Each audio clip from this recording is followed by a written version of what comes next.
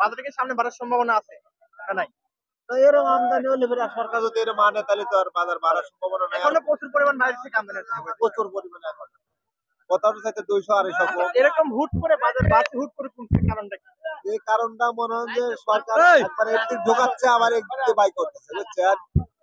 ঢোকাতে ঢোকাতে যখন বেশি হয়ে যায় তখনই মনে হয় যে ওটা বাদ করে যায়, বাজার কমে যায়। হাটে আমদানি কেমন দেখেছেন? হাটে আমদানি ভালো আমদানি।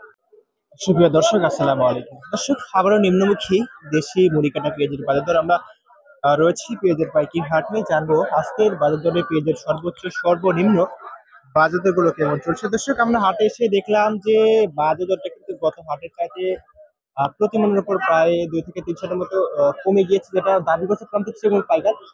তুমি কথা বলি প্রান্তিক এবং পাইকারের সাথে সর্বোচ্চ সর্বনিম্ন বাজার দরগুলো কেমন চলছে আমরা জানি।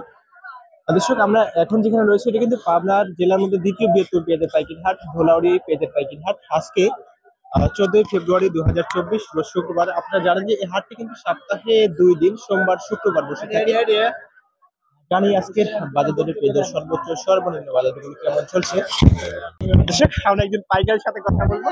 আসসালামু আলাইকুম। ওয়ালাইকুম আসসালাম। কেমন আছেন? আলহামদুলিল্লাহ ভালো। ভালোবাসা দিবসের পেঁয়াজের বাজার কেমন? ভালোবাসা দিচ্ছে? হ্যাঁ, ভালোবাসা দিচ্ছে কিন্তু পেঁয়াজের বাজার ভালোবাসার নিচে। ভালোবাসা দিচ্ছে। হ্যাঁ, আজকে আজকে হাটের তুলনায় কতটুকু বাড়া কমছে? বাজার 200, কোথাও চাইতে 200-250 আচ্ছা, এরকম হুট করে বাজার বাড়ছে, হুট করে কমছে, কারণটা কি?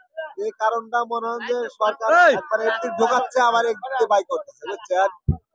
ঢোকাতে ঢোকাতে যখন বেশি হয়ে যায় তখনই মনে হয় যে ওটা বাদ করে যায়, বাজার কমে যায়।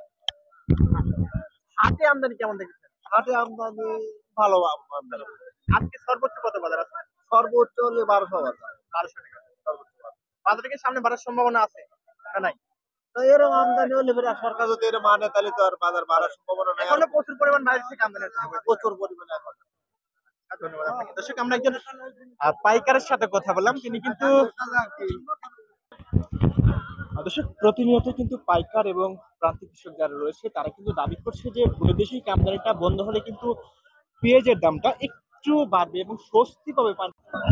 দর্শক, আমরা প্রতিটি হাটে যাচ্ছি, একই রকম চিত্র দেখছি যে কৃষকের মুখে কিন্তু একটু হতাশার ছায়া, কারণ উৎপাদন খরচের তুলনায় কিন্তু যে দামটা রয়েছে এটি কিন্তু একটা সন্তুষ্টিজনক দাম প্রান্তিক কৃষক পাচ্ছে না। সেই কারণে কিন্তু আমরা দেখছি যে প্রান্তিক কৃষকের মুখে একটি হতাশার ছায়া, যে আজকে যে পরিমাণ পেঁয়াজ আমদানি হয়েছে হাটে, খুব একটা যে বেশি পেঁয়াজ আমদানি হয়েছে তা কিন্তু না, আর কি সীমিত আমদানি।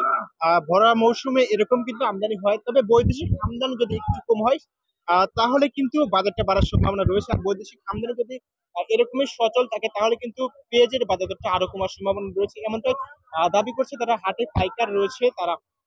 দর্শক, আমরা বাজার আপডেট জানালাম আপনার দ্বিতীয় বৃহত্তম পেঁয়াজের পাইকারি হাট ধোলাউড়ি পেঁয়াজের পাইকারি হাট থেকে। ধন্যবাদ সকলকে সাথে থাকার জন্য। আসসালামু আলাইকুম, আল্লাহ হাফেজ।